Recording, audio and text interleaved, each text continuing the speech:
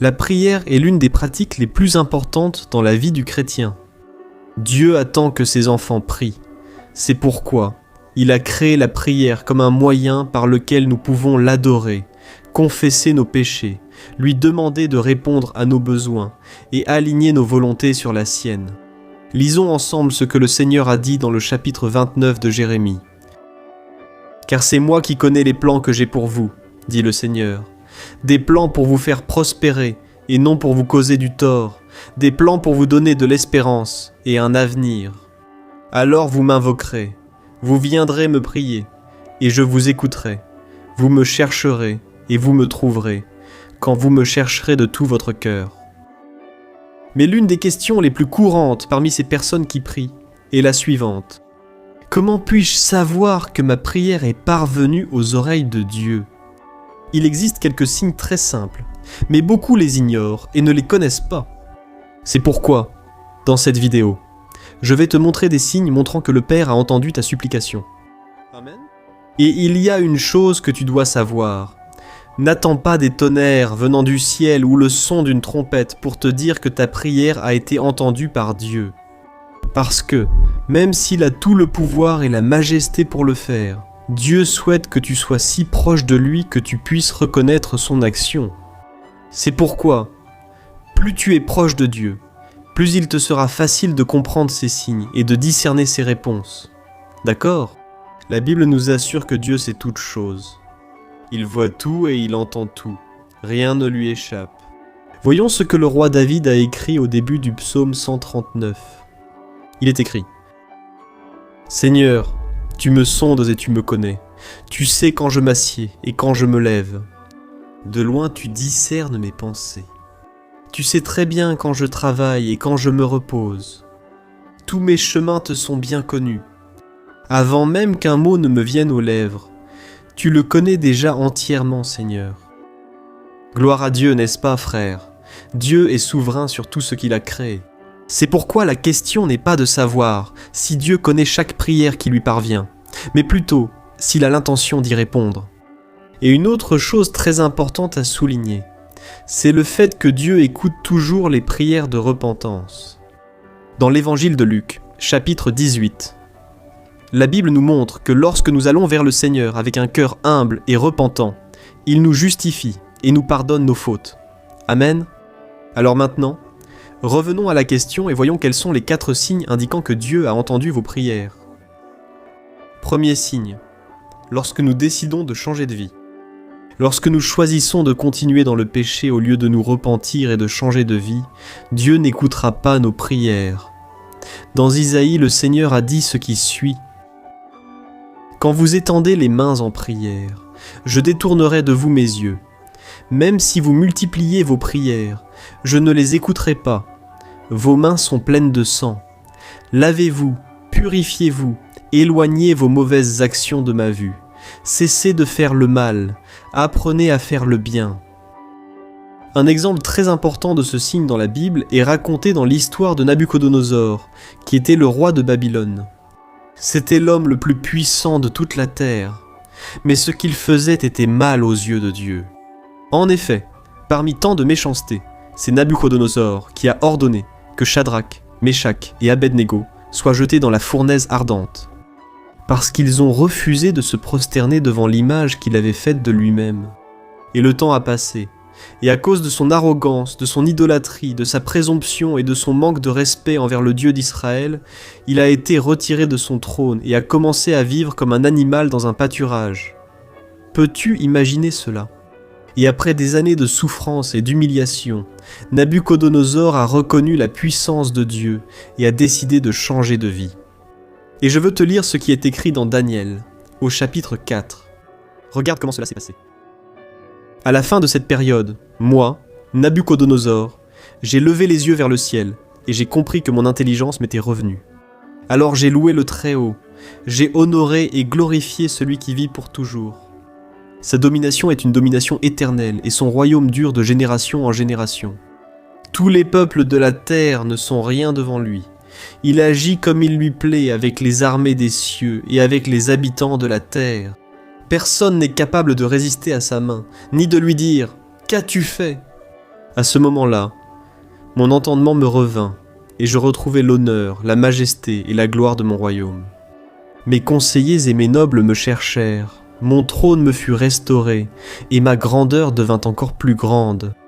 Maintenant, moi, Nabuchodonosor, je loue, j'exalte et je glorifie le roi des cieux, car tout ce qu'il fait est juste, et toutes ses voies sont justes, et il a le pouvoir d'humilier ceux qui vivent dans l'arrogance.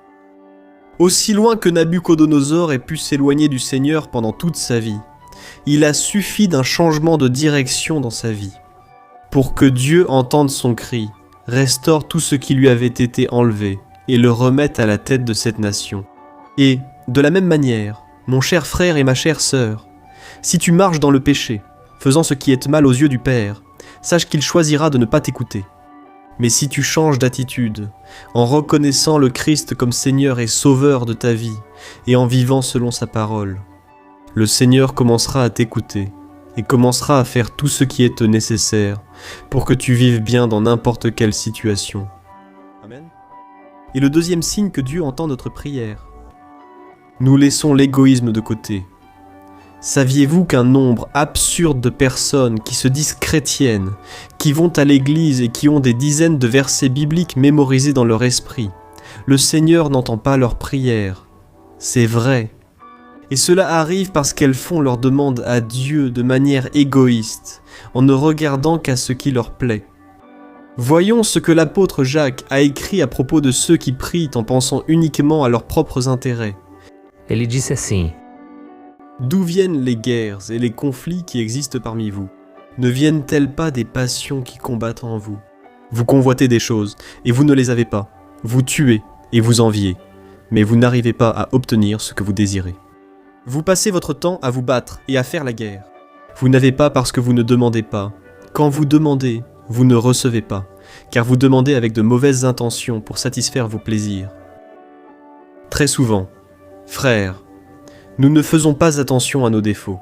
Nous ne regardons pas nos désirs mesquins et égoïstes. Et nous passons toute la journée à prier, à demander à Dieu, quelque chose qui n'ajoutera rien à notre foi ni à notre vie spirituelle.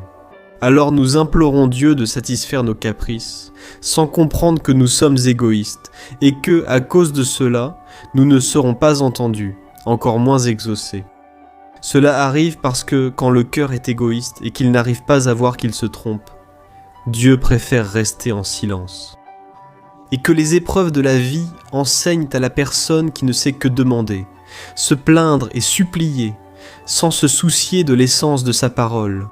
C'est pourquoi, mon cher frère et ma sœur, si tu veux que le Père écoute ta prière, tu dois comprendre que Dieu n'est pas un génie de la lampe magique qui est là à attendre tes 3 vœux. Non, il attend que ton cœur se purifie, que ton esprit se libère de l'amour des choses matérielles et de tout ce que le monde t'offre, pour que tu puisses commencer à parler avec lui des choses qui vont vraiment te faire grandir en tant qu'être humain et te permettre de devenir un meilleur chrétien. Amen. C'est pourquoi, fais ceci. Cherche à te vider des pensées négatives et remplis-toi d'espérance et de foi en laissant Dieu contrôler ta vie. Dieu veut que tu aies confiance en lui et que tu sois attentif aux signes qu'il t'enverra. Dieu n'est pas sourd, donc il n'est pas nécessaire de crier ou de t'arracher les cheveux. Cela ne fait que montrer ton manque de contrôle émotionnel, ainsi que ton manque de foi et de confiance. Dieu veut que tu sois fort face aux choses qui arrivent dans ta vie, et que tu aies confiance dans le fait que tout ce qui t'arrive a un but. Même dans la souffrance, il y a une leçon que tu dois apprendre, que ce soit dans la douleur ou dans l'amour. Amen. Et le 3e signe que Dieu entend nos prières, c'est lorsque nous demandons selon la volonté du Père. Il y a une grande différence entre une prière égoïste et une prière qui n'est pas conforme à la volonté de Dieu. En effet, la prière égoïste est toujours une prière avec un mauvais objectif, qui va à l'encontre de tout ce que le Seigneur enseigne à travers la Bible. En revanche, la prière qui n'est pas conforme à la volonté de Dieu n'a pas toujours une mauvaise intention. Elle peut même être faite avec de bonnes intentions, mais pas selon ce que le Seigneur prévoit de faire dans votre vie. Et pour mieux comprendre cette situation, prenons l'exemple suivant.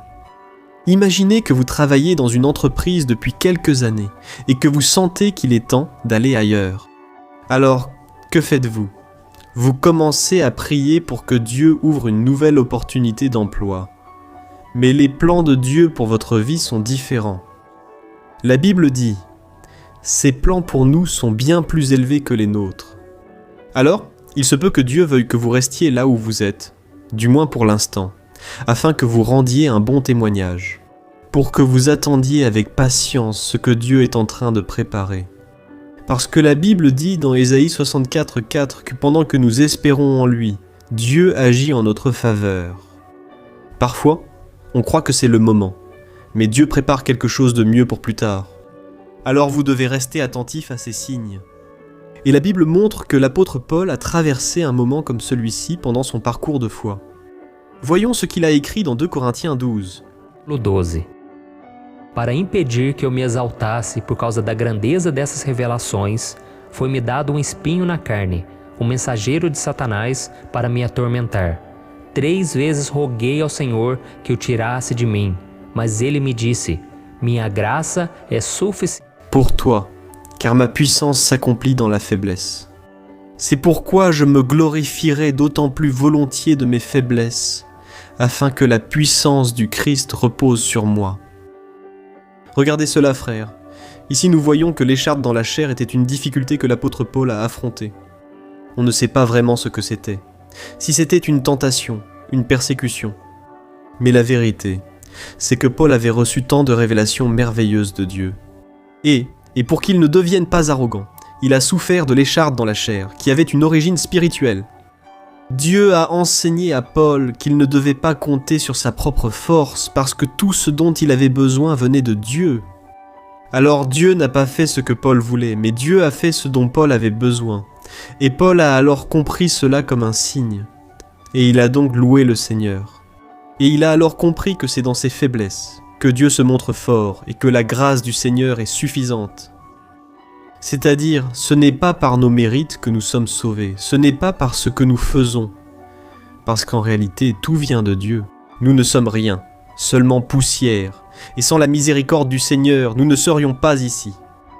Alors, mon cher frère et ma sœur, si tu veux que ta prière soit exaucée par Dieu, tu dois demander selon sa volonté, et non selon la tienne. Amen. Et je veux lire un autre passage où l'apôtre Paul nous a assuré cela lorsqu'il a écrit ces paroles. C'est là la confiance que nous avons en nous approchant de Dieu. Si nous demandons quelque chose selon sa volonté, il nous écoute. Et si nous savons qu'il nous écoute dans tout ce que nous demandons, nous savons que nous possédons ce que nous lui avons demandé. Amen. Et peut-être que tu es là en train de te demander maintenant, « Mais pasteur, comment puis-je savoir quelle est la volonté de Dieu pour ma vie ?» Mon frère, tu vas le découvrir avec le temps, en lui demandant du discernement, en priant et en demandant à Dieu de toujours mettre dans ton cœur la clarté, la sagesse nécessaire pour que tu comprennes ce qu'il attend de toi. Et plus tu connaîtras la parole du Seigneur, en voyant les exemples de la façon dont Dieu a agi dans la vie des hommes et des femmes de Dieu, alors tu réussiras à prier selon sa volonté, et ainsi, Dieu va écouter, et Dieu va exaucer tes demandes. Amen. Le 4e signe que Dieu entend nos prières, c'est lorsque nous prions avec foi. Dans Marc, chapitre 11, Jésus a dit à ses disciples « Ayez foi en Dieu. Je vous assure que si quelqu'un dit à cette montagne « Lève-toi et jette-toi dans la mer », et ne doute pas dans son cœur, mais croit que ce qu'il dit arrivera, cela lui sera accordé. C'est pourquoi je vous dis, tout ce que vous demandez en prière, croyez que vous l'avez déjà reçu, et cela vous sera accordé. Et l'une des prières pleines de foi les plus belles et puissantes de toute la Bible, je trouve que c'est la prière du roi Ézéchias. Ézéchias était un roi de la tribu de Juda, descendant de David, et c'était un homme bon, obéissant, et un homme de grande foi. Et un jour, Ézéchias est tombé très malade. Alors le prophète Ésaïe est allé le voir, pour lui transmettre un triste message de la part de Dieu. Le Seigneur a alors ordonné de dire à Ézéchias qu'il devait mettre de l'ordre dans sa maison, régler sa succession, car il allait bientôt mourir. Alors à ce moment-là, frère, le roi Ézéchias s'est tourné vers le mur, il a pleuré amèrement, et il a prié en demandant à Dieu de ne pas le laisser mourir. Voyons une partie de sa prière. « Souviens-toi, Seigneur, Comment je t'ai servi avec fidélité et avec une dévotion sincère, j'ai fait ce qui te plaît. » Alors dans cette prière, il a demandé à Dieu d'avoir pitié de lui, que Dieu l'épargne de la mort. Alors, avant que le prophète Isaïe ne quitte le palais royal, Dieu lui a ordonné de retourner à cet endroit et de dire au roi Ézéchias qu'il aurait encore 15 ans de vie. En réponse à cette prière, et pour prouver que cette parole était vraie, il a fait reculer de 10 degrés un cadran solaire qui existait à cette époque. C'est-à-dire, le temps a reculé. Alors, cet épisode a vraiment bouleversé. Forma com a posição do Sol, De la Lune, des planètes et des étoiles dans le ciel, ce qui a attiré l'attention des astronomes de l'époque. Les savants chaldéens ont été tellement surpris par cela qu'ils sont allés voir le roi Ézéchias pour savoir ce qui s'était passé. Et jusqu'à aujourd'hui, les chercheurs affirment que le recul du cadran solaire de Jude a influencé le calcul du temps sur Terre pour toujours. C'était un miracle, mes frères, et cela peut aussi arriver dans votre vie grâce à la prière. Si vous vous approchez du Seigneur avec la foi qu'il peut tout faire, rien ne sera impossible pour vous. Mais la foi, ce n'est pas croire pour obtenir quelque chose, c'est croire en quelqu'un. Votre espérance, votre foi doit être dans le Seigneur. Amen. Notre foi doit être ancrée dans le caractère de Dieu, dans l'amour de Dieu, dans sa miséricorde et dans son désir de nous bénir et de nous réconforter. Alors, lorsque nous prions, nous devons croire que Dieu nous entend, que Dieu est fidèle et qu'il va nous accorder toutes nos demandes selon sa volonté pour nous. Et comme l'a dit Jésus lui-même, si le Père se rend compte que ce que nous demandons sera une pierre d'achoppement, ele não nos dará, porque ele disse: qual é o filho? En demandant du pain, le Père va lui donner une pierre. Vous comprenez, frères? Alors Dieu ne nous donnera que ce qui est pour notre bien. Alors croyez en la fidélité, croyez en la bonté de Dieu. Je vois qu'il y a beaucoup de gens qui se plaignent, vous savez. Ah, Dieu ne m'écoute pas, Dieu ne m'aime pas. Il n'y a rien de tout cela, frères. Plus nous apprenons à connaître le Seigneur, plus nous voyons que tout concourt à notre bien et qu'au bon moment, les choses s'emboîtent. Amen. Alors, c'est le message que je voulais te transmettre pour que tu sois chaque jour plus confiant. Parce que Jésus lui-même a dit que si nous demeurons en lui, et si nous laissons sa parole demeurer en nous, nous pourrons demander ce que nous voulons et nous serons exaucés. Amen. Si nous sommes en Christ, le Seigneur écoutera nos prières et nous le fera savoir en mettant dans notre cœur la certitude qu'il agira en notre faveur, un sentiment de paix et de tranquillité. Amen. J'espère que cela vous a plu. Je suis le pasteur Antonio Junior et je vous demande de partager. Essayez de vous souvenir d'une, 2, 3 personnes que vous connaissez. Envoie ce message, car il se peut qu'elle en ait besoin aujourd'hui, et Dieu peut t'utiliser dans la vie de ces personnes. Amen. On se retrouve dans la prochaine vidéo, que Dieu te bénisse.